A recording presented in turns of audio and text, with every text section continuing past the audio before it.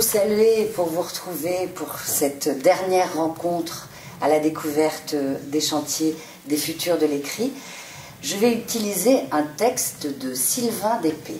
Voilà ce qu'il a écrit sur le site de l'abbaye de Noirlac pour les futurs de l'écrit. Les futurs de l'écrit sont une aventure singulière, un mariage arrangé de l'institution et du saut dans l'inconnu. Depuis octobre, plus de 500 amateurs du Cher et des départements limitrophes travaillent sur 15 projets artistiques en lien direct avec une structure du Berry. À chaque projet, un créateur ou un collectif artistique est associé. Danse, chant, sculpture, théâtre, vidéo. Le rendez-vous des 18 et 19 mai sera transdisciplinaire. D'ici là, pendant 9 mois, et presque 10 lunaisons, chacun œuvre dans son coin. Pour la Pentecôte, Noirlac prépare donc son grand mezzé. Mais si chacun des convives sait le plat qu'il doit mitonner, avec toute la part d'incertitude et de surprise que réserve la cuisine, s'il connaît le lieu et l'heure du festin, il ignore ce que concocte son voisin de tablé. Donc ce soir, en ce vendredi 26 avril et pour la 3e fois, on va se retrouver et voir ce que chacun concocte, en tout cas les 5 derniers ateliers, ceux qu'on n'a pas évoqués jusqu'ici.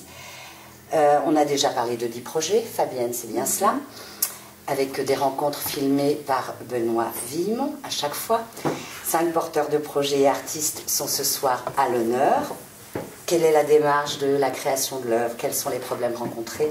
On va en parler en prenant un par un les projets qui s'intitulent Traces, La Maison Mémoire, Sextine, Ciels et Terres et Le Jardin des Simples.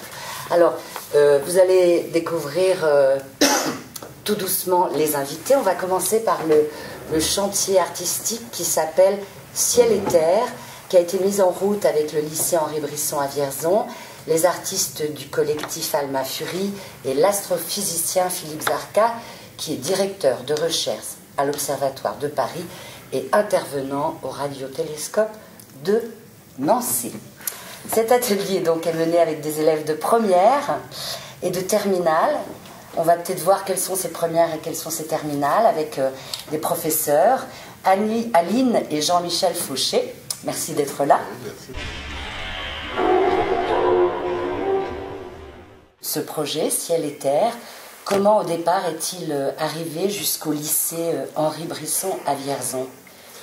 Donc il y a eu une première réunion, donc c'est un projet qui fait intervenir 2 classes, une première année de brevet des métiers d'art et puis une année de terminale bac pro. Vous êtes professeur dans quel... Dans les deux. Dans les 2 sections. Très bien. Donc c'est des élèves de céramique, plutôt, je dirais pour les bacs professionnels orientés vers une céramique industrielle et pour les brevets des métiers d'art vers une céramique d'art. D'accord.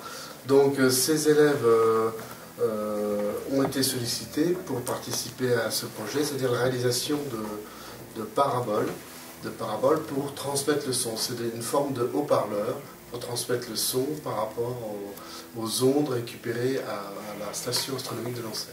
Mais des paraboles en céramique. Des paraboles en céramique. Donc le projet dans un premier temps s'est fait sur la recherche de la couleur et de la forme. Et en fonction, après une intervention de Vonique et Claude, enfin Vonique Moloki et puis Claude Lénard.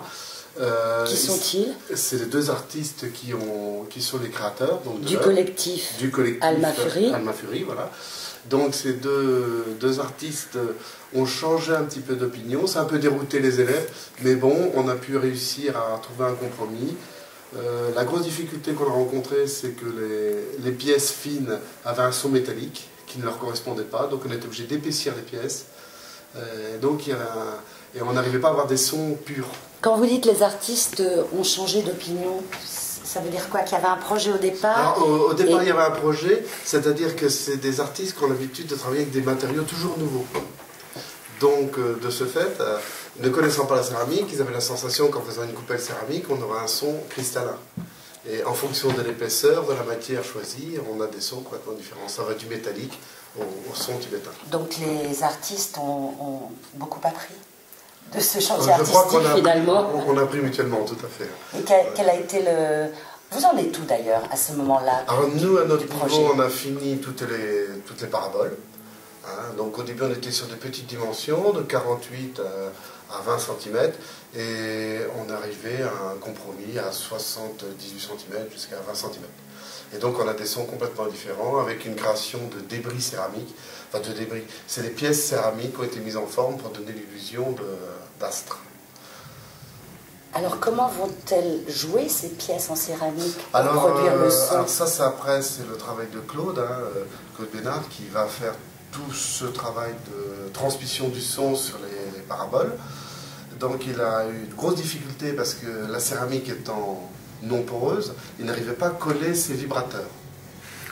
Donc il a mis une résine, incorporé des vis, et ensuite il a pu obtenir des sons. Des sons que ça fait vraiment haut-parleur. Alors les plus fines ont explosé, évidemment, parce que la porcelaine de 3 mm, ça ne tient pas. Mais par contre, les plus épaisses font un son très bien.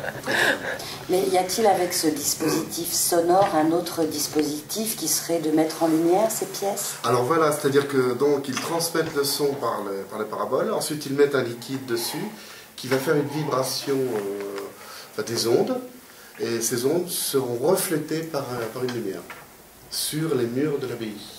Et donc dans le travail justement sur la lumière et sur le son, les élèves de vos classes sont-ils intervenus ou n'ont-ils été que dans la partie fabrication? Voilà, ils n'ont été que dans la partie fabrication des pièces. Et comment, aujourd'hui, donc on est le 26 avril, c'est cela? Oui. Comment vous, en tant qu'enseignant, déjà, vous avez vécu ce projet avec l'abbaye de Noirlac? Est-ce la première fois que vous C'est la première fois qu'on intervient dans le futur de l'écrit? l'écrit, tout à fait. Alors pour nous, c'est assez nouveau parce que nos élèves de BMA doivent rendre, dans le cadre de leur cursus, des projets, et ils n'ont jamais été confrontés à un projet réel d'artiste. Et je pense que là, ça a été important pour eux parce qu'ils sont partis sur une idée très très vite, à fond, et les artistes ont changé de voie, ils ont été déçus, ils ont compris en fait qu'un artiste, c'est pas quelqu'un de statique, c'est quelqu'un qui se développe, qui va plus loin, qui s'épanouit. Ils étaient partis sur des coupelles noires, et comme c'était la crypte, je crois, je ne sais plus. Dans la sacristie. La sacristie était déjà sombre, ils ont trouvé que les pièces noires n'allaient pas. Donc les élèves avaient travaillé sur toute une gamme de noir, sur toute une gamme d'effets. Donc ils ont voulu travailler sur le blanc et sur les effets de blanc. Donc si je comprends bien, le dispositif va être installé dans la sacristie. Dans la sacristie de l'abbaye. D'accord. Il reste beaucoup de séances de travail avec les élèves? C'est fini. C'est fini au niveau céramique, c'est fini. Actuellement, le gros problème qu'a Claude, c'est trouver les sons, parce qu'une céramique, ça ne sonne pas comme un instrument de musique. Donc il a fallu qu'il travaille sur la disposition du vibrateur par rapport à la parabole. Trouver les sons. Trouver les sons, c'est-à-dire ce qui est amusant, c'est que nous on s'en est rendu compte, 5 ou 6 coupelles différentes peuvent avoir 5 ou 6 sons différents. On peut avoir des fa, des la, des ré. Mais justement, je vous l'ai déjà demandé peut-être cette question, est-ce qu'il y a une partition? Non, en fait, ils transmettent, si j'ai bien compris, ils transmettent des ondes décalées reçues par Nancy, et les rendent audibles. Donc on va avoir des sons de pulsars, d'astres célestes, et qui sont devenus audibles. Donc il faut que ce son, ils vont prendre certaines parties de ce son pour le transmettre et l'amplifier par le parabole. Ça c'est la partie dont s'occupe Philippe Zarka, je voilà, suppose. Ça, ouais. Vos élèves ont été en contact avec lui? Ou seulement avec Alma Fury? Avec Claude et Venouk, essentiellement. Et Aline, vous ne parlez pas, mais vous allez me dire comment vous, puisque vous participez aussi bien sûr à ce projet, le futur de l'écrit, comment vous avez vécu cette aventure? C'est vraiment très enrichissant parce qu'en fait, nos élèves ils travaillent vraiment sur des projets individuels. Donc quand ils ont participé à cette expérience, à tout moment ils voulaient s'accaparer ceux qui fabriquaient les coupes. Donc il fallait vraiment que ce soit des coupes assez neutres pour que le reflet de la lumière ne marque pas les aspects de matière. Et à tout moment, dès qu'on tournait le taux, tac, ils mettaient des empreintes personnelles, ils travaillaient. Et ils ont eu le mal fou à ne pas s'accaparer. Et quand ils ont vu partir les coupes, ils étaient tristes, ils disaient on peut les garder, mais on ne faisait pas pour eux. Donc voilà, je crois que l'expérience importante, c'est qu'ils ont vraiment appris à fabriquer, à faire quelque chose qui n'était pas pour eux. Et parce que dans leur cursus, quand même, ils finissent leur BMA en faisant un projet personnel. On les habitue vraiment à travailler sur ce thème, sur ces projets. Et là, ça leur a complètement échappé, même s'ils ont tous participé individuellement. C'était pas pour eux, donc ils ont participé à une œuvre collective. Voilà. C'était vraiment une œuvre collective. Et en lien avec des artistes. Et quand ils vont l'installer, c'est là, à ce moment-là, qu'ils vont vraiment se rendre compte à l'abbaye, puisqu'ils vont aller le jeudi l'installer. Quand ils vont voir l'ensemble et que tout va fonctionner, je crois qu'ils vont être vraiment contents parce qu'ils vont se rendre compte que chaque morceau fera un tout, et je pense que ça va être vraiment un bon aboutissement. Qui a trouvé le titre de cet atelier, ce chantier artistique? Est-ce que c'était un titre imposé par l'abbaye de Montréal ou avec vos élèves, ou simplement ça a été assez naturel? Non, c'est les artistes qui ont défini. Parce qu'ils travaillent surtout sur le son. C'est les artistes qui travaillent sur le son, donc ils ont voulu développer ce problème. Très bien. Et vous avez rencontré des difficultés à signaler pour que, je ne sais pas, les choses puissent évoluer au niveau des futurs de l'écrit en général, non? Je pense que la difficulté, c'est qu'on ne s'attendait pas aux difficultés qu'on pouvait avoir. Donc je pense que si un jour il y a une nouvelle expérience, on sera plus prêt à poser des questions bien appropriées, je pense. Disons je dirais qu'on a été surpris par la dimension. Parce qu'au début, vie en tête, on est parti sur des coupes et tout, et toutes les coupes ont été annulées. Il a fallu tout recommencer, et je crois que c'est ça la difficulté.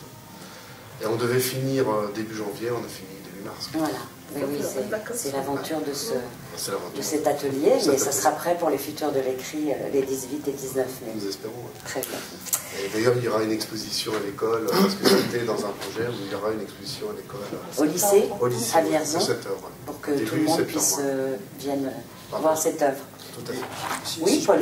Juste un mot, dire que c'est en fait, ce que vous racontez là, c'est très important dans ce qui a été peut-être vécu comme un échec ou une difficulté, c'est l'exercice du doute, l'exercice d'un chemin artistique qui n'est jamais tracé à l'avance, qui n'est jamais tout droit, qui est parsemé de difficultés, et les artistes tous les jours le vivent. Et c'est vrai que notre propos à Noirlac, notamment au travers des futurs de l'écrit, c'est de permettre à un public amateur de toucher cette réalité de la production, de la création artistique, dans tout ce qu'elle comporte de joie, de difficultés. Et là, je pense que ce que vous nous racontez, c'est intéressant.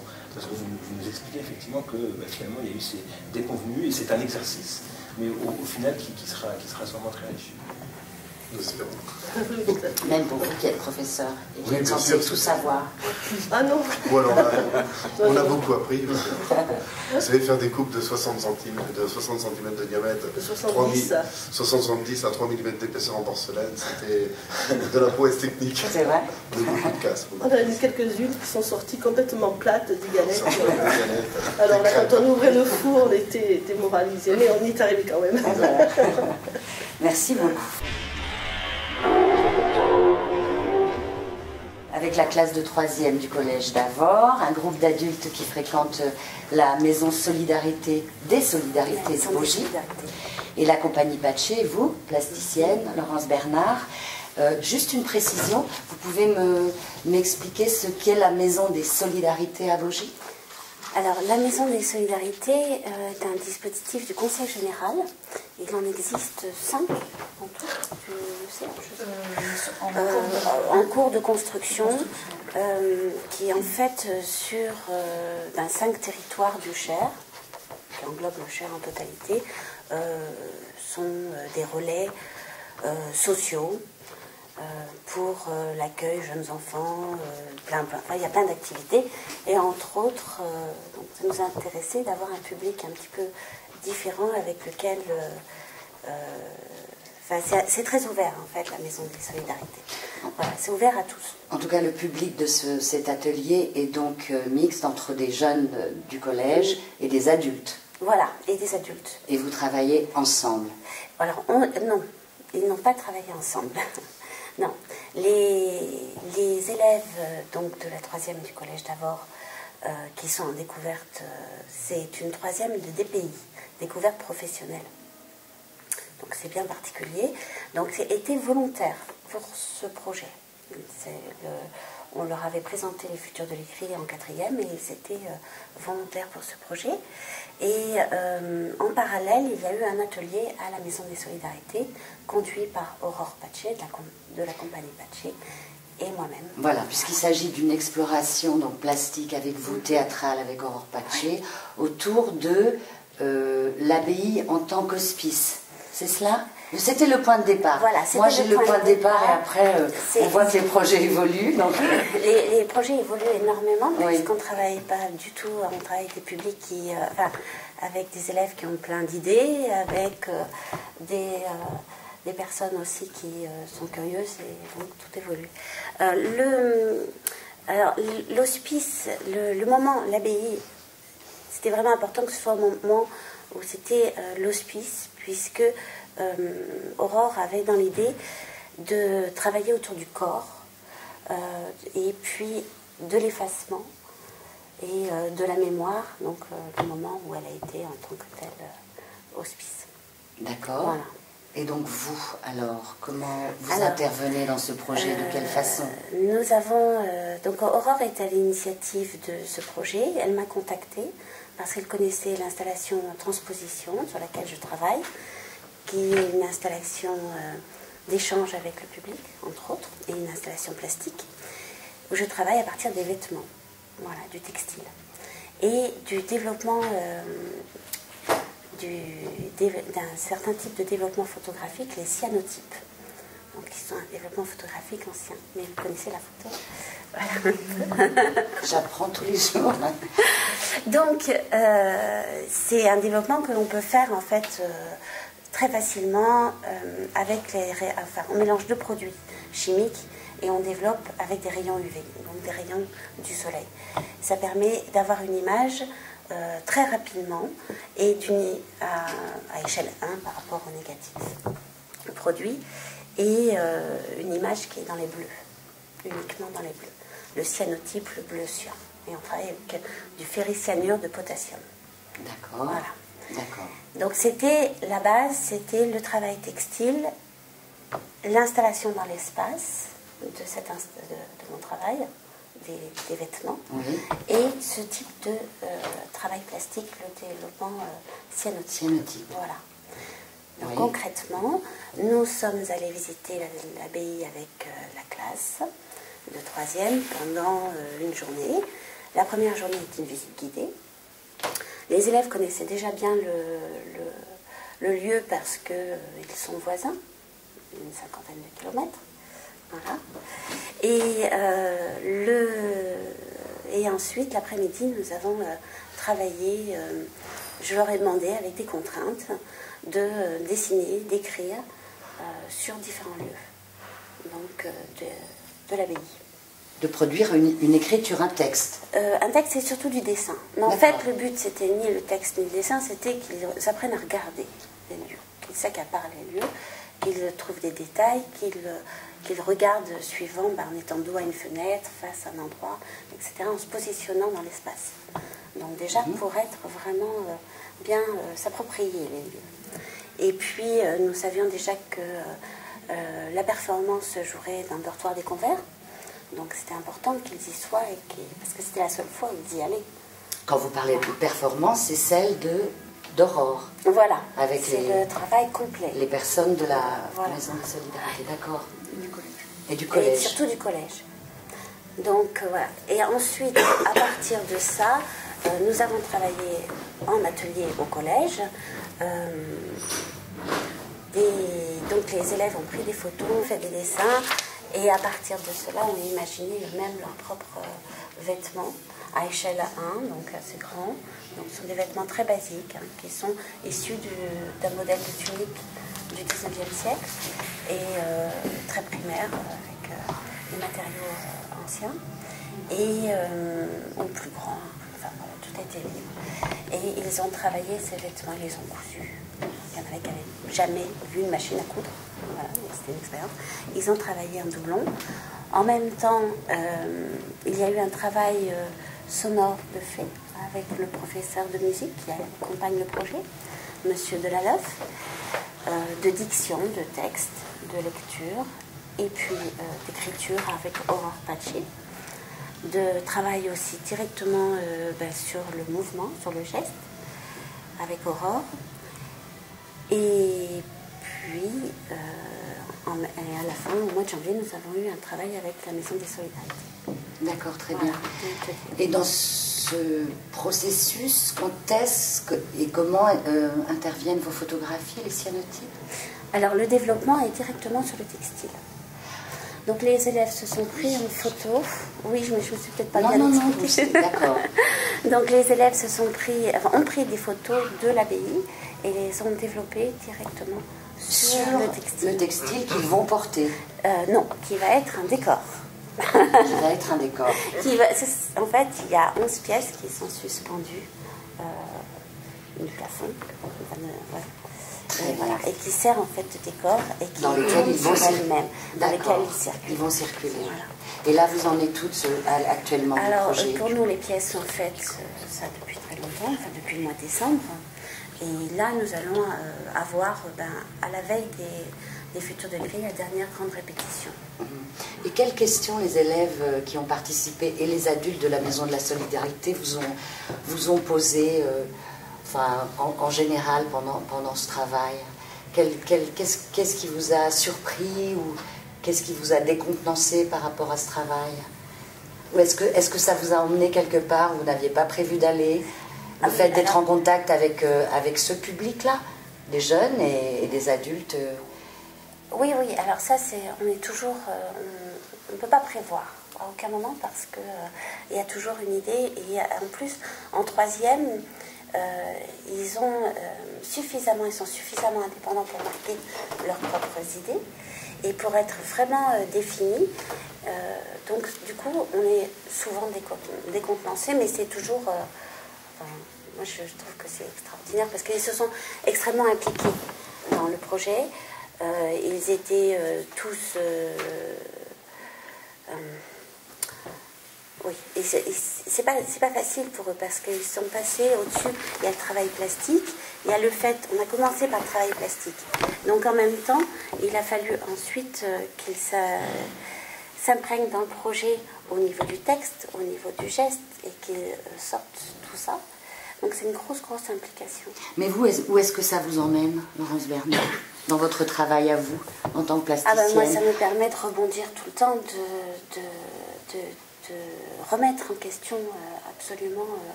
tous mes acquis à chaque fois, et puis de creuser un petit peu plus, d'approfondir, d'être obligé d'expliquer, de faire des découvertes aussi. Et puis c'est une rencontre permanente. C'est vous, Paul, qui avez demandé à Laurence Bernard de participer au Futur de l'écrit? C'était Aurore Paché, en fait, avec qui on collabore depuis plusieurs années et qui nous a fait cette proposition de s'associer à une artiste, en l'occurrence Laurence, d'une autre discipline, parce que voilà, dans son travail théâtral, elle avait envie d'aller ailleurs et de croiser avec un regard plastique. Dans la préparation... Quand Fabienne m'a envoyé des documents, j'ai trouvé un poème d'Emily Dickinson. Oui. Qu'est-ce que ce poème fait juste dans le projet La Maison Mémoire? Alors, il y a donc des textes écrits par les élèves. Oui. Voilà. Les textes écrits par les participants pendant l'atelier de la Maison des Solidarités et des textes d'Emily Dickinson. Et tout ça est mêlé avec... donc les élèves parleront directement, présenteront, diront, et en même temps il y a tout un travail sonore où il y a aussi ces textes dits, chuchotés, parlés, voilà. Et il y a dans le groupe 2 jeunes filles qui sont totalement bilingues, donc à un moment donné on a un accent et on a le texte en anglais aussi. M'avez-vous dit où ça se passait dans la ville de Noirlac déjà? Le dortoir des Convers. Le dortoir des Convers. Très bien. Je devrais avoir un plan écoché au fur et à mesure. Donc, le dortoir des Convers pour la performance, mais l'exposition sera en permanence au réfectoire. Très bien. Puisque, dans le hall. Dans le hall, pas au réfectoire. Oui, c'est moi qui me suis mélangée. Dans le hall. En plus, j'ai vu hall. et les pièces remontées au moment de la performance et redescendues ensuite en exposition. Combien y avait-il en tout de participants à cet atelier? Donc pour les élèves 24 et pour la Maison des Solidarités une douzaine, quinzaine je pense. Très bien. Voilà. Merci beaucoup pour la Maison Mémoire.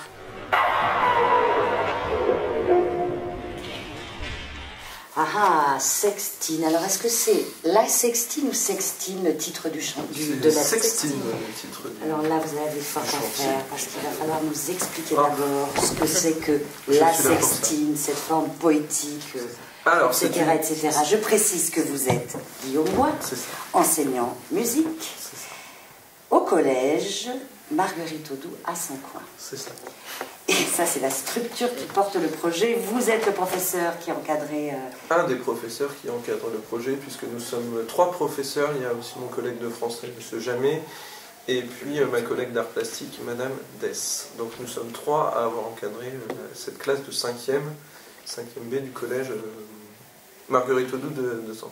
Avec quel artiste? Alors, 3 artistes sont intégrés au projet. D'abord, puisqu'il y a une partie écriture avec Monsieur Jouet, donc écrivain. Il y a eu aussi donc une partie après mise en espace avec donc Monsieur Boucher, Geoffroy Boucher, architecte. Architecte, oui. Et puis Madame Muller, Anne Muller, donc éclairagiste de sa profession. Voilà. Quand est-ce qu'il s'est mis en place cet atelier? Alors, il s'est mis en place, enfin nous, au niveau de la structure du collège, il nous a été proposé en début d'année. Donc nous avons rencontré une première fois l'architecte et puis donc, notre éclairagiste, qui nous ont proposé en fait plusieurs projets au départ, parce qu'ils avaient plusieurs idées. Et puis ensemble, nous avons choisi celui qui nous paraissait le plus nous inspirer au départ et le plus pouvoir être travaillé avec des élèves. Donc à l'issue de cette première réunion, on a choisi et puis on a mis en place après le plan de travail et puis la manière dont ça allait se passer, les différentes séances que nous allions y consacrer. Voilà. Alors la sextine, c'est une forme poétique du XIIe siècle, donc qui a été travaillée au XIIe siècle et puis donc là qui a été remise au goût du jour donc par cet artiste de l'Oulipo, donc poète de l'Oulipo, Monsieur Jouet, donc qui nous a, nous on était comme les élèves au départ, c'est-à-dire qu'autant Monsieur Jamet, le professeur de français, que nous-mêmes étions au départ complètement ignorants sur le sujet, quoi. Donc on s'est tout de suite penché sur la chose, sur les contraintes d'écriture qu'il allait falloir respecter. On a un peu au début on a un peu eu peur au début de notre première réaction parce qu'avec des élèves de 5e, pas forcément experts dans la rédaction de poèmes au départ, on s'est dit comment on va faire pour monter un poème donc, qui doit respecter des contraintes, c'est-à-dire la contrainte d'un nombre de lettres par vers en fait, d'un nombre de caractères par vers.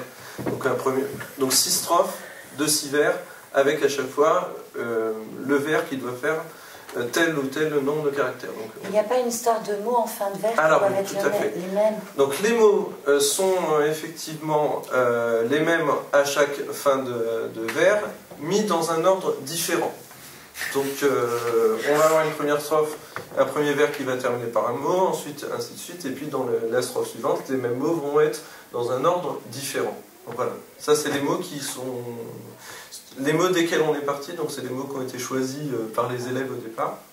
Donc oui, parce qu'il fallait soit un thème, soit des mots, enfin il fallait une autre contrainte pour écrire. Alors le thème, c'est parti de notre visite, de notre première visite à l'abbaye de Noirlac, où on a demandé, donc où les élèves ont eu la visite le matin, et puis l'après-midi, on leur a demandé, enfin on a eu plusieurs ateliers, dont un des ateliers, c'était, vous allez tous, ils ont un cahier de bord qu'ils ont eu à leur disposition pendant tout ce projet. Sur leur cahier, on leur a demandé, vous allez, à la fin de la journée, vous allez nous donner 6 mots chacun qui, pour vous, représentent ce qu'a été cette journée, finalement. Qu'est-ce que pour vous, comment vous résumiez en 6 mots, finalement, cette journée? Tout en essayant de trouver quand même des mots qui soient un petit peu, qui sortent un petit peu de ce qu'on peut attendre de mots clés par rapport à une visite de l'abbaye. C'est-à-dire qu'on a été chercher un petit peu, essayer de trouver des mots qui vont un petit peu plus loin que les simples mots abbaye, je sais pas, jolie, grande. Voilà, on a essayé de chercher, enfin les enfants ont essayé de chercher ces mots. Après, donc, les mots ont été collectés, ont été envoyés à Monsieur Jouet, donc notre écrivain, et puis c'est lui, enfin, qui a choisi, enfin, les mots qui ont été choisis après pour le poème qui allait être rédigé ensuite. Et au départ ont été choisis comme ça. Et puis après, les travaux d'écriture se sont lancés. Donc il a été prévu au départ une après-midi. Finalement, il y en a eu deux parce que la première après-midi d'écriture, il a fallu que les choses se mettent en place et donc il aurait été très difficile de faire. Et puis pour lui aussi, il fallait qu'on trouve un moyen de mettre en forme ces 6 vers, ces 6 strophes de 6 vers. Donc la deuxième séance a été, enfin, la première était fructueuse, mais dans un sens de préparation finalement. La deuxième, ça a fallu 2 séances pour que vous soyez satisfait. La deuxième, on était rodés, on savait comment on allait procéder, puis ça c'est. Et donc une fois cette sextine, c'est féminin. Hein, une sextine. On est d'accord. Écrite. Alors, une fois, nous avions déjà le jour de l'installation là, au futur de l'écrit. Donc cette sextine va être mise en forme, donc, et c'est là qu'intervient notre architecte et l'éclairagiste pour mettre en forme et mettre en valeur les mots de cette sextine. Donc il va y avoir toute une structure qui se situera dans l'escalier 18e, donc qui va mettre, donc où toute la sextine va être écrite. Donc, toute la sextine va être écrite avec les mots de fin de phrase qui vont être mis en couleur, donc en valeur par la couleur. Et puis donc après, la structure respecte le cheminement de la sextine. Il s'agit d'une sorte de banderole, oui. Enfin, pas de banderole, de lettres. Voilà, qui sont dans l'espace. J'ai vu les photos sur Facebook. Voilà. Et donc la deuxième phase du travail a été avec les élèves, la dernière fois qu'ils se sont rencontrés, de préparer ces bandes qui vont être après mises en espace lors de l'installation des futurs de l'écrit. Le travail des élèves, aussi en plus de l'écriture du poème, ça a été de faire les pochoirs et puis d'écrire les lettres. C'était un travail assez fastidieux pendant 2 jours. Alors il y aura aussi les voix de tous les enfants qui ont été enregistrés et qui vont être aussi qui vont comme ça, tous les enfants par l'enregistrement de la sextine seront présents, même si physiquement tous les élèves qui étaient dans le projet de la classe ne seront pas à Noirlac, au moins par leur voix et par le son, ils seront de toute façon tous présents. Et ont-ils travaillé ou réfléchi avec l'architecte et Anne Muller et à la lumière et à l'espace, ou ça a été juste un travail d'écriture? Alors, ça a été lors de la visite de Noirlac, les enfants ont bien pris conscience du lieu dans lequel l'installation se passerait. Après, oui, ils ont participé, ils ont aussi bénéficié d'ateliers avec Geoffroy et avec Anne, donc où Geoffroy et Anne ont présenté le métier d'architecte, le métier d'éclairagiste, ont présenté différentes installations qui avaient pu être faites, donc pour aussi qu'ils aient, en plus du projet lui-même, différentes choses qui avaient pu être faites. Donc ils ont eu Et comment vous avez vécu cet atelier avec votre classe? Alors, ça a été des bons moments, c'est-à-dire que la difficulté, c'est que ça a été notamment sur les 2 jours où ils étaient à travailler sur les bandes. C'est une activité qui était quand même au départ relativement répétitive, donc garder des élèves de 5e assez dynamiques, concentrés sur un même travail, sur une même tâche, en plus très fastidieuse, qui nécessite, forcément, où on est plus ou moins interdit de se tromper, parce qu'au niveau matériel, il y a des choses qui ont été achetées, donc si on fait trop d'erreurs, après on n'a plus assez on ne peut pas recommencer à l'infini. Donc ça c'était une des difficultés, mais ils se sont bien accrochés, ils se sont bien investis, pas forcément tous à égale proportion, mais ils se sont relativement bien investis. Et ce qui était intéressant de noter aussi, c'est qu'on a aussi eu des élèves qui ne sont pas forcément scolaires au départ, qui se sont plus investis, qui ont plus trouvé leur compte dans ce projet que des élèves qui vont plutôt être des bonnes élèves et qui vont être moins spontanés, moins instinctifs, et du coup qui vont peut-être avoir moins trouvé leur place dans ce projet-là que des élèves moins scolaires. Donc ça c'est aussi mettre d'autres capacités en avant pour les élèves par rapport à d'habitude. Et ça, c'est une bonne chose. C'est une manière différente de travailler. Et à cette occasion, ont-ils découvert l'abbaye de Marlac, par exemple? Alors, je pense que certains l'ont découvert, n'y étaient jamais allés, parce que Sancoins, c'est un public assez... alors, vous me direz, c'est une trentaine de kilomètres de l'abbaye de Marlac, donc c'est pas très... C'est finalement, physiquement, pas très éloigné. Mais pour des familles comme ça, où il y a très peu d'accès à la culture, enfin, vraiment, c'est un milieu qui est très renfermé sur eux-mêmes. Finalement, je suis sûr que dans les élèves que j'ai à Sancoins, il y en a qui n'ont jamais mis les pieds à Bourges, qui n'ont jamais mis les pieds à Nevers, ou dans des plus grandes villes à côté, qui restent vraiment tout le temps. Donc c'est vrai que le pas de l'abbaye de Marlac, je pense que certains ne l'avaient jamais franchi. Et donc ça a été la découverte du lieu, et puis une appropriation du lieu qui a été intéressante, je pense. Et vous-même, dans la rencontre avec Geoffroy Boucher et Anne Muller, j'imagine que dans votre vie de... Voilà. Ouais, ça nous a ouvert aussi... c'est intéressant de confronter un public avec une structure éducation nationale à des artistes hôtes, à découvrir des métiers hôtes, finalement... par un projet commun, ça c'est très, très, très enrichissant. Et puis voir le contact aussi qu'ont pu avoir les élèves avec eux. Ça s'est très très bien passé. Vraiment... Donc vous aurez envie d'y reparticiper? D'y reparticiper avec, comme le disaient mes camarades tout à l'heure, avec déjà cette expérience qu'on a pu avoir là. Donc peut-être certains tâtonnements qu'on a pu avoir au départ, qu'on aurait peut-être en moins, parce qu'on sait déjà que plus habitué à un type de projet comme celui-là. Mais ça fait partie aussi de ce qui est intéressant dans cette démarche, c'est comme disait aussi tout à l'heure, c'est de créer au fur et à mesure, partir des différentes idées qui peuvent être données à un certain moment pour avancer et se remettre en question par rapport à des choses qu'on a pu faire. Et ça, c'est... Merci. Fabienne, juste pour connaître un peu la démarche, par exemple, pour cet atelier, la Sextine, qui a fait le premier pas? Est-ce que c'est vous qui vous êtes inscrit au Futur de l'écrit en tant que candidat éventuel, ou est-ce que c'est l'abbaye de Marlac qui est allée vers vous? Alors là, en fait, le projet nous a été apporté par les artistes. En l'occurrence, Anne Muller, qui connaissait la manifestation, les Futurs de l'écrit, qui vit à Paris mais qui est originaire du Cher, près de l'abbaye, et qui avait fortement envie d'y participer. Elle nous a donc fait cette proposition de travailler avec Geoffroy Boucher autour de l'architecture et de la lumière.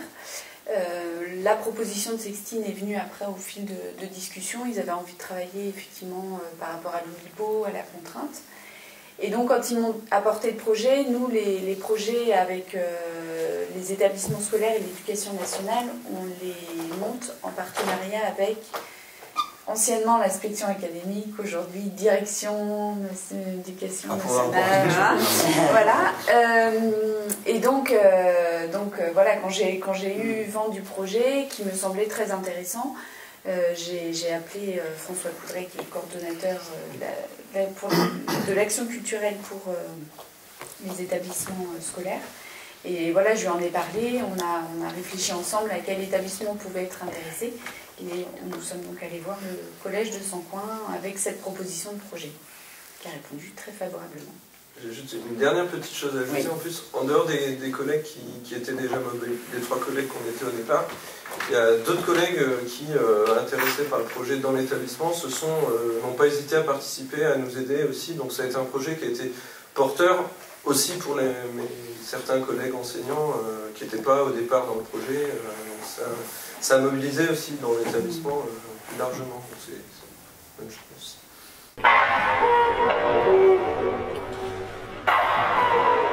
Il va falloir m'aider si j'oublie. Avec l'ensemble vocal de l'Inde, le conservatoire de Bourges, le conservatoire de Châteauroux, les chœurs de Bourges, l'atelier chantant, qui est un ensemble de l'école municipale de musique et de danse d'Argenton, sur Creuse, des solistes issus du chœur de chant Microcosmos, 4 musiciens d'Ars Nova, le partenaire Sepravoix, qui est le pôle régional de ressources et de formation musicale continue, et enfin Michel Musso, compositeur-interprète.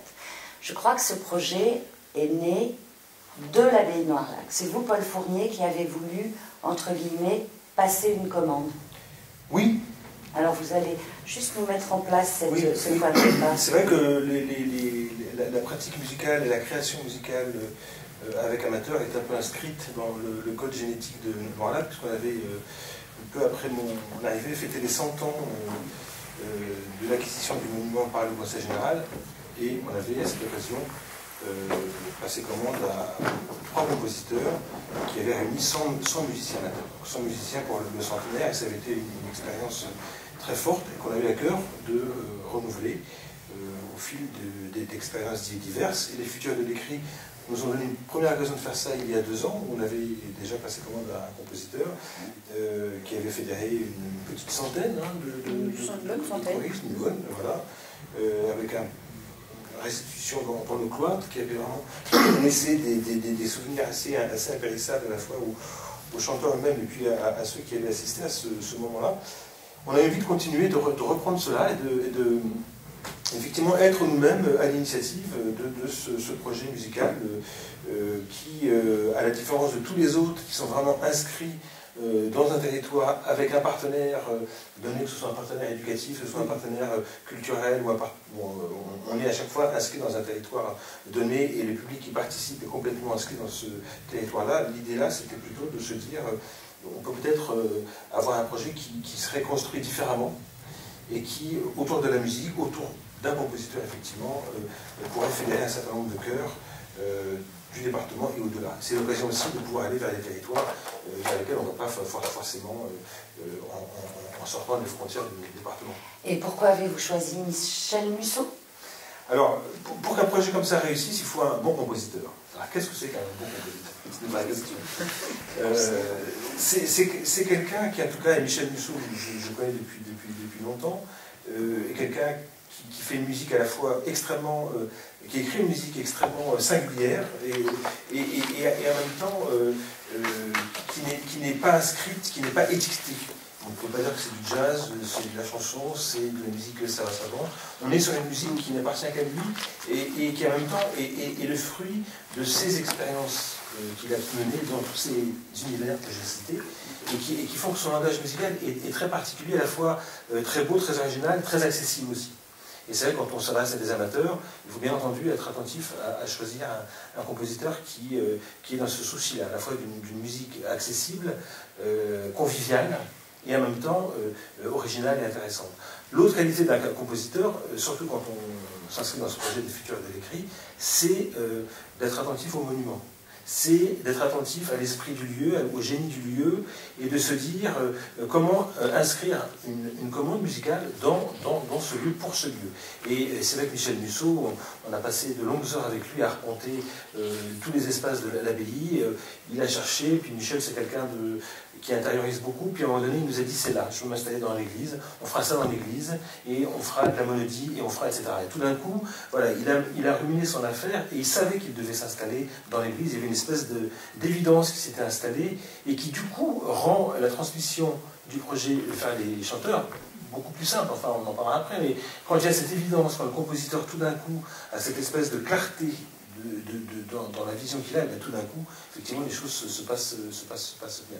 Donc voilà, Michel Musso, voilà pourquoi lui.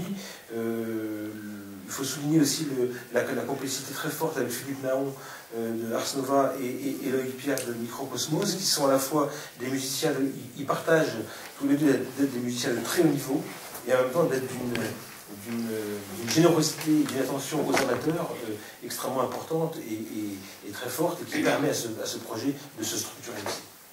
Alors, Anne Imbert, vous êtes membre des Chœurs de Bourges, c'est ça? Et aussi au conseil d'administration des Chœurs de Bourges. Comment voilà, vous vous retrouvez avec cette pièce vocale et instrumentale?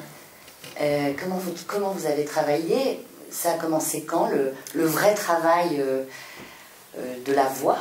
Alors, on a commencé à travailler en janvier ou février, je ne sais plus exactement, après avoir terminé notre programme de décembre.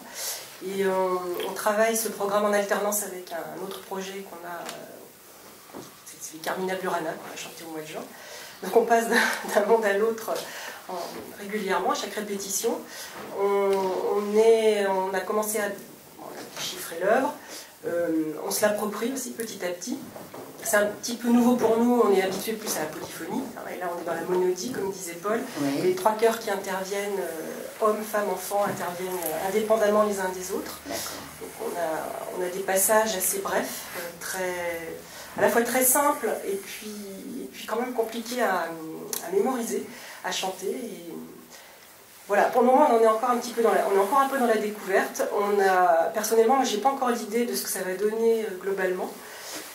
Mais c'est un projet intéressant parce que neuf et puis assez différent de ce qu'on fait d'habitude, donc ça me plaît bien. Et qu'est-ce qu'elle raconte alors, cette pièce vocale instrumentale? Alors elle est inspirée de l'herbier de Gerd von Bingen. Voilà. Donc on a ce qu'on chante en tant que femme, parce que je connais moins bien les parties des hommes et des enfants, c'est des chants dédiés aux plantes. Donc on en a un qui s'appelle la menthe Pouliot, un autre qui va s'appeler... Moi j'ai noté l'arnica, l'anis vert. Oui, voilà, l'anis vert, on chante ça aussi. Donc vous chantez, c'est... Voilà, on chante... plantes.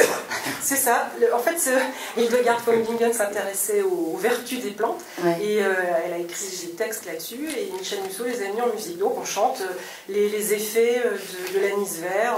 Il y a une plante, je ne sais plus laquelle, qui évite de devenir fou. Alors voilà, on répète à l'envi cette particularité de la plante. Le cubère. Et si quelqu'un mange du cubère, l'ardeur mauvaise qui est en lui s'en trouve modérée. C'est pas les femmes qui chantent ça. Mais... Et ça lui donne un esprit joyeux, de l'intelligence et une connaissance pure. C'est magnifique. Donc là, vous êtes vraiment dans les temps de répétition finalement. Oui. Et vous avez encore beaucoup de... Mais donc ça fait combien de personnes qui se réunissent à chaque fois pour ces futurs de l'écrit, pour que les 18 et 19 mai, ce soit pour les chœurs, on doit être 35, quelque chose comme ça, donc à peu près moitié homme, moitié femme. Donc pour le moment, on répète séparément, puisqu'on ne chante pas ensemble. Bien sûr, oui. Et on fait ça à chaque répétition, on répète les lundis soirs, on a une partie consacrée à notre programme Carmina, et puis ensuite on se calme tout de suite avec Michel Musso, dans un registre beaucoup plus soft en termes de son et de volume.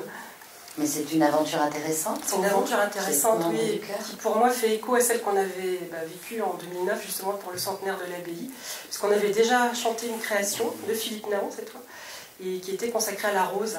On reste dans le domaine des plantes. Et on est encore, enfin je ne dirais pas qu'on est dans la découverte complète, parce qu'on a déjà travaillé dessus pas mal, mais on est encore dans l'appropriation de l'œuvre. Il vous reste peu de temps. Il nous reste peu de temps, mais on va y arriver. Très bien. Vous serez évidemment dans l'église. La magie de ça aussi, c'est que finalement, l'œuvre ne se révélera vraiment que 2 jours avant. Et oui, quand tout le monde se retrouvera, et ça c'est évidemment... Elle n'a encore jamais existé. Voilà, elle n'existera que 2 jours avant pour tout le monde. Ce qu'il faut souligner, c'est qu'on a également en partenaire sur ce projet le Festival de la Voix de Châteauroux, qui a lieu le même week-end que les Futurs de l'écrit. Donc en fait, le samedi, les 3 chœurs, chœur d'hommes, chœur de femmes et chœur d'enfants, sous la direction de Philippe Naon, accompagnés de musiciens et des solistes, se produiront sur la scène d'Équinoxe à Châteauroux et viendront le dimanche à la baignoire là clôturer la journée des Futurs de l'écrit dans l'église. Voilà. Très bien. Merci beaucoup.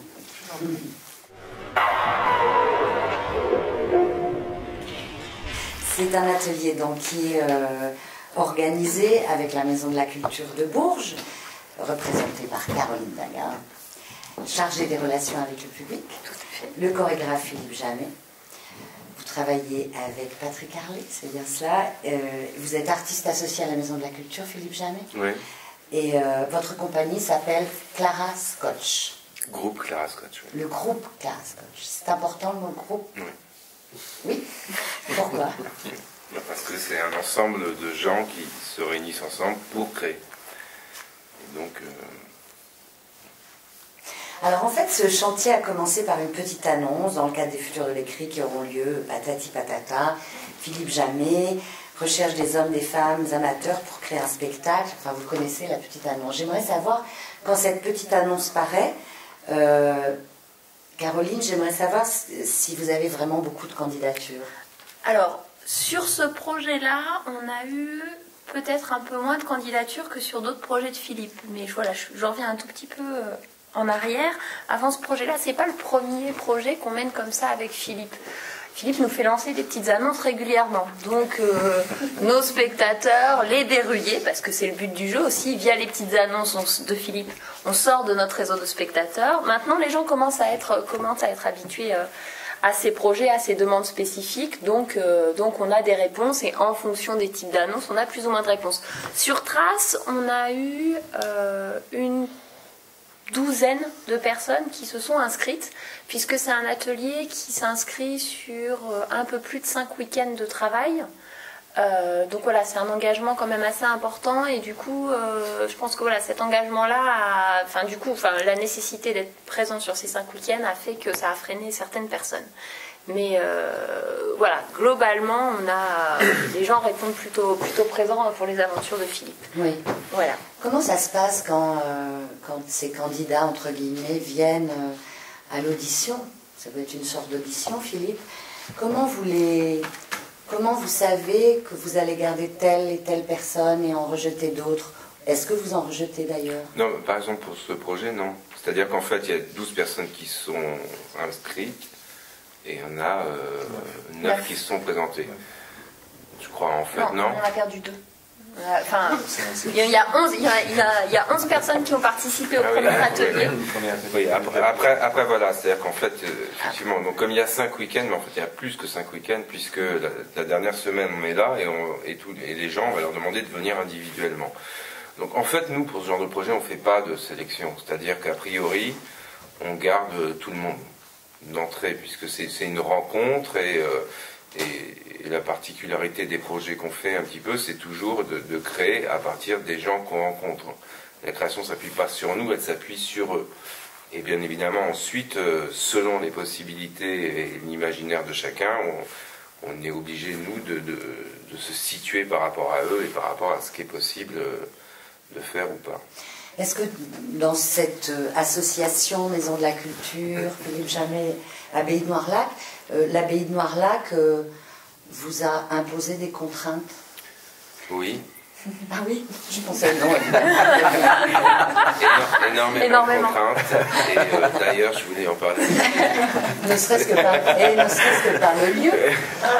C'est ça, la contrainte principale. La première contrainte est tout de même de... C'était le lieu. D'ailleurs, où allez-vous Dans le dortoir des Convers. Donc ça, c'est intéressant parce qu'on va être dans le même lieu. Et d'ailleurs, peut-être c'est bien si vous passez avant nous. Ah, ça va. Voilà, c'est très bien. On passe en premier. Alors, oui, qu'est-ce que... Non, pas du tout, non. Contrainte, non. Voilà, enfin, moi, je suis en face de contrainte. Non, après... J'ai envie de travailler ensemble, parce que voilà, c'est des projets qu'on mène depuis plusieurs fois sur les futurs de l'écrit. Et puis, Philippe étant artiste associé et Paul connaissant le travail de Philippe, du coup, ça s'est fait assez spontanément, quoi. L'envie de travailler ensemble, et après... c'est toi qui nous as proposé. Enfin. Oui, ça se fait ensemble, disons, c'est un désir commun. C'est un lieu formidable, l'Abbaye de Noirlac. Quand on est là-bas, on n'a qu'une envie, c'est d'y habiter. Enfin, d'y habiter, je sais pas, non, mais c'est un lieu impressionnant. Peut-être que nous, la difficulté qu'on a, c'est que on a un groupe d'amateurs, qui sont plutôt des personnes âgées, qui ont plutôt aucune expérience qui sont amateurs de rien du tout. Hein, donc c'est assez compliqué pour nous de se retrouver dans un lieu qui est si fort et d'avoir des gens qui ont envie de faire quelque chose mais qui sont très très très limités. Donc c'est plus la contrainte, elle est vraiment plus là que dans le lieu, parce que c'est un lieu où il est magique, ce lieu, c'est très, très très fort. Justement, je pensais que ce lieu, vous alliez devoir travailler avec lui. Mais on a travaillé avec lui, on travaille avec lui, c'est-à-dire d'abord nous on l'a vu, on l'a choisi. Parce que je trouvais qu'il avait un aspect un peu plus théâtral, un peu plus dénudé mais moins fort que les autres. On s'inspire du lieu, puisque c'est un ancien dortoir et que nous, on va travailler sur les traces, mais aussi sur le sommeil. Donc c'est vraiment, on a imaginé ce qu'on fait ensemble à partir du lieu. C'est-à-dire qu'on est vraiment parti de l'histoire de ce lieu. Et après, on est allé un peu plus loin, mais après... Voilà, on l'a créé dans ce lieu, on aurait pu le créer dans le jardin, on aurait pu le créer autre part. Je veux dire, après on peut... Comment, alors, vous travaillez sur le sommeil, sur les traces c'est-à-dire avec ce groupe? C'est-à-dire que nous, en fait, donc, Effectivement, quand on a commencé ce projet, mais comme tous les projets qu'on fait, on n'a jamais vraiment d'idée. C'est-à-dire qu'il n'y a pas d'idée de départ. L'idée, c'est qu'on a envie de faire quelque chose et qu'on rencontre des gens et qu'à partir de cette rencontre, on voit qu'est-ce qui est possible. Donc, on est parti de cette idée du dortoir, cette idée du sommeil et surtout de cette contrainte de faire quelque chose qui soit très très simple, le plus simple possible. Et donc voilà, on a imaginé quelque chose qui est plus une installation en fait qu'un spectacle. C'est pas un spectacle et bon, on a c'est-à-dire que c'est un peu comme tout le monde en fait. Je crois que tous ici on a à peu près tous la même démarche, c'est-à-dire que et même dans des spectacles plus professionnels, c'est-à-dire qu'on a un matériel et puis à partir de ce matériel on interroge par les mots, par le chant, par la musique, par le corps, par des objets. Et après, voilà, on réunit ces choses-là. Et donc nous, on a interrogé les gens sur comment ça se passe l'endormissement chez eux, quel est le rituel du sommeil, comment ils se mettent, dans quelle position ils se mettent. Donc il y a des petits textes, ils ont écrit des petits textes qu'on a enregistrés, qui seront diffusés en voix off. On a travaillé sur l'idée de la berceuse aussi. On travaille aussi sur l'idée du souvenir, mais du souvenir pour moi qui évoque des souvenirs personnels de ces personnes, mais aussi qui pourraient être des souvenirs personnels des gens qui ont vécu dans ce lieu. Et puis il y a le drap aussi. Et puis voilà, et puis l'idée c'est qu'on va recouvrir le lieu de drap, en fait, une installation de drap. Et voilà, et à la fin on aura un petit film qui sera diffusé sur le sol, sur les draps, où sont des gens du monde entier que j'ai filmés qui sont en train de s'endormir. Donc mais ça va être quelque chose de très très simple.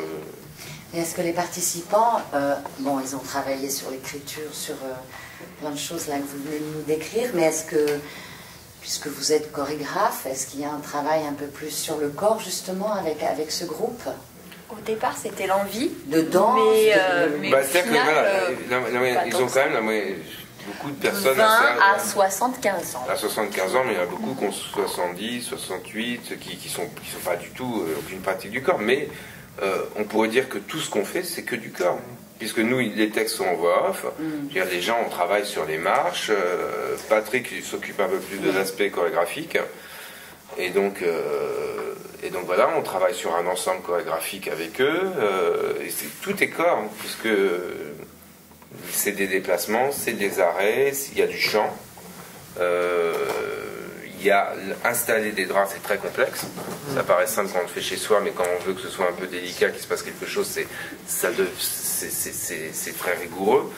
Donc en fait, tout est un peu corporel, mais c'est vrai qu'ils font pas 4 tours en l'air, et c'est vrai au salto. Est-ce que ça vient aussi de ce groupe qui n'est pas du tout homogène en fait, donc au niveau de l'âge, mais aussi au niveau des pratiques. Et effectivement, on se retrouve avec des gens qui n'ont pas une pratique commune, donc on est obligé de s'adapter. Et c'est vrai que pour le coup, le travail purement chorégraphique, voilà, et on est allé vraiment vers une simplicité. Et on a beaucoup travaillé par exemple sur la marche, qui pour beaucoup semble complètement anodin et simplissime, et qui en fait tout d'un coup devient quelque chose une mise à nu totale sur le fait de marcher comme ça ensemble. Déjà la notion de groupe aussi, on a essayé de travailler même si c'est un petit groupe.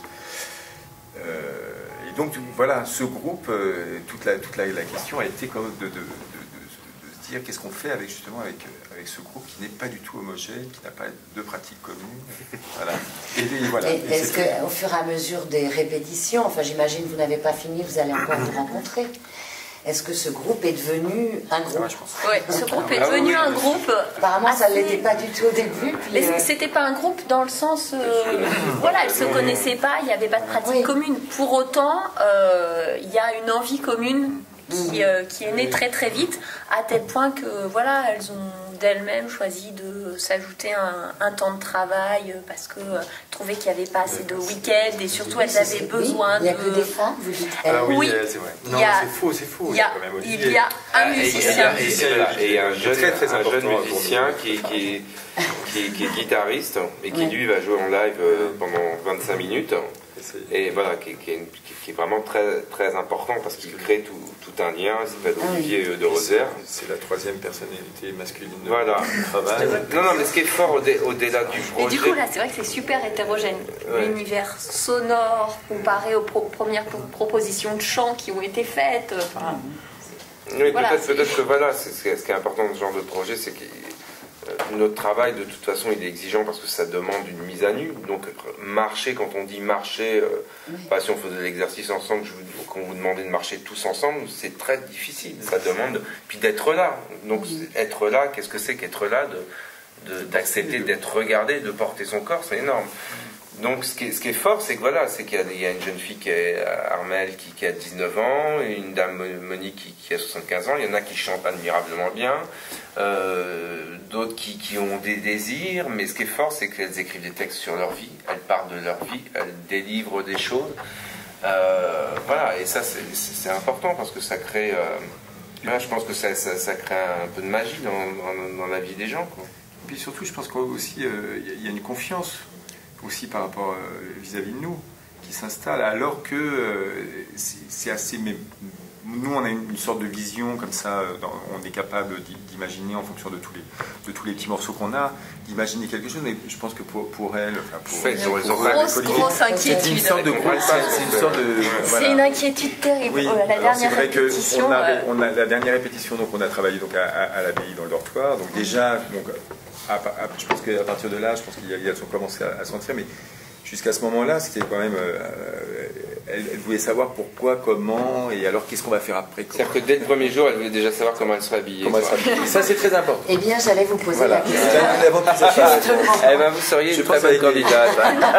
On avait une idée de robe un peu moyenâgeuse avec des projections de photos, des coupelles en céramique. Et je ne sais pas si on va garder, ça va être un peu compliqué. Faire une sorte de synthèse de tous les chantiers. Voilà, ouais. Ça en chantant. Non, mais en tout cas, ce qui est intéressant, par exemple, la dernière fois, on a répété à l'abbaye de Noirlac, et puis Patrick, c'est le gentil, et moi, je suis le méchant. C'est-à-dire que moi, je suis plutôt comme ça, et lui, il est très gentil, quoi. Et donc, très vite, je leur demande beaucoup de choses, donc elles sont un petit peu comme ça, et à un moment donné, elle devait dire un texte, elle devait parler au public, mais il n'y avait pas de public. Puis il y avait la chorégraphie, puis ça n'avançait pas tellement. Et à un moment donné, il y a un groupe de touristes, de 30 touristes qui sont rentrés dans la ville. Je leur ai dit, excusez-moi. Ils se sont tous assis. Et j'ai dit, allez-y, maintenant, vous allez voir qu'est-ce que c'est le public. Et alors, ça a tout changé, quoi. Et tout d'un coup, ils disaient, oui, j'ai parlé, il y a quelqu'un qui a ri, il m'a répondu. Et voilà. Et donc, c'est intéressant. Et c'était à la fois intéressant pour les gens qui visitaient l'abbaye, pour ces personnes qui sont en train de découvrir quelque chose, quoi. Très bien. Ouais, je pense que là, pour elle, il y a un besoin de finalité, voilà, de savoir où on va, qui n'est pas encore totalement cadré, qui est stressant. Alors il y a un enjeu terrible derrière. Voilà, alors qu'en fait, bien sûr, on a une forme, on a une structure, mais on ne sait pas où on va. Et c'est finalement le jour même où on va présenter qu'on verra où ça a été, plutôt que savoir où on va. Parce que tout peut changer. Tout bouge encore, oui. Oui. Mais c'est toujours comme ça. Et c'est vrai que c'est toujours comme ça, oui. C'est vrai que confronté aux amateurs, c'est ça qui est aussi absolument génial. C'est que tout d'un coup, ce sont que des surprises aussi, parce que justement, on est obligé de se réinventer, on est obligé de repartir à zéro sur certains trucs qui nous paraissent tellement évidents, donc, voilà, dans le métier, et tout d'un coup confronté à des gens qui n'ont pas l'habitude, voilà. On revient et ça nous re-questionne encore, et ça c'est super. Et pour nous, là aussi, où ce travail-là est une réussite, c'est que par rapport aux gens qui participent, on a quelques habitués des ateliers qu'on peut proposer, mais il y a aussi des personnes qui sont arrivées là pour la première fois. Donc, et ça, c'est dû à quoi vous en pensez quoi? Je pense à Amel, qui était venue sur un premier projet voilà, que Philippe avait démarré, qui n'avait pas forcément abouti, et pour qui ça avait été très très important et assez marquant. Donc du coup, naturellement, on lui a proposé de reparticiper, elle a tout de suite démarré. Et puis une autre dame qui vient de Vierzon, donc qui n'est pas du tout spectatrice de la Maison de la Culture, mais à un moment, on a fait aussi passer l'annonce dans le journal. Et elle a répondu, elle est venue, et voilà quoi. Oui, donc c'est très bien. Pour Rosemarie, elle est venue pour l'aventure artistique. sans connaître les futurs de l'écrit, sans connaître Philippe, sans rien connaître, juste parce que c'était un atelier, une proposition, hop, ça l'intéressait, elle est venue. Et du coup, voilà, ça ouvre aussi, ça crée des ponts. Et puis l'annonce était très ouverte, c'est-à-dire qu'on cherchait des gens qui aiment chanter, qui aiment danser, qui aiment parler, qui aiment écrire, qui aiment peindre. Voilà. Après, ce qui est peut-être dommage, c'est que voilà, nous on aurait préféré avoir 30 personnes, voilà, un groupe de 20-30 personnes, ça aurait eu beaucoup plus de force. Là, comme on a un petit groupe dans un lieu énorme, c'est difficile à créer une présence forte. Tout le challenge. Et vous pensez que s'il y a eu moins de personnes, c'est parce que vous demandiez beaucoup d'investissement au niveau de temps? Sûrement, oui. Oui, si j'avais dit aux gens, il suffit de 3 heures, j'aurais eu 30 personnes peut-être. Mais voilà, mais en même temps, il y a une mise en jeu. Hein. C'est difficile quand les gens ils viennent pour la première fois. Enfin voilà, même moi, si on me place là et on me dit vas-y Philippe, chante-moi une chanson, c'est comme ça que ça se passe. Je dis voilà, qu'est-ce que vous avez envie de dire? Donc le travail commence comme ça. C'est exigeant. Et donc ce temps est nécessaire presque pour que les gens arrivent à travers la confiance à instaurer, à se livrer et à oser plus. Merci beaucoup.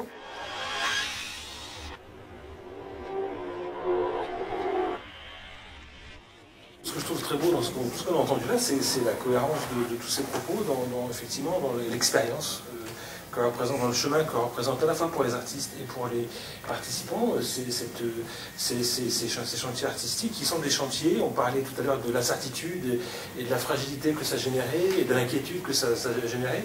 Je pense que l'école de ça, c'est aussi la façon dont cette incertitude est une fragilité, mais c'est aussi une force dans la confiance. Et je pense que cette histoire de confiance est très importante et qu'au fil du temps, on installe cette confiance entre le groupe, les artistes, et pour moi, en entendant tout ça, je me dis qu'on est exactement dans l'idée qu'on avait en réfléchissant à ce projet qui était vraiment de réunir cette communauté artistique avec la communauté des gens. Et je pense que là, on a en tout cas des chantiers qui permettent cela et qui laissent des traces importantes auprès de chacun. Merci Paul. Si vous voulez voir les autres chantiers, il y a d'autres en direct des futurs filmés par Benoît Guimond. Merci beaucoup. Au revoir.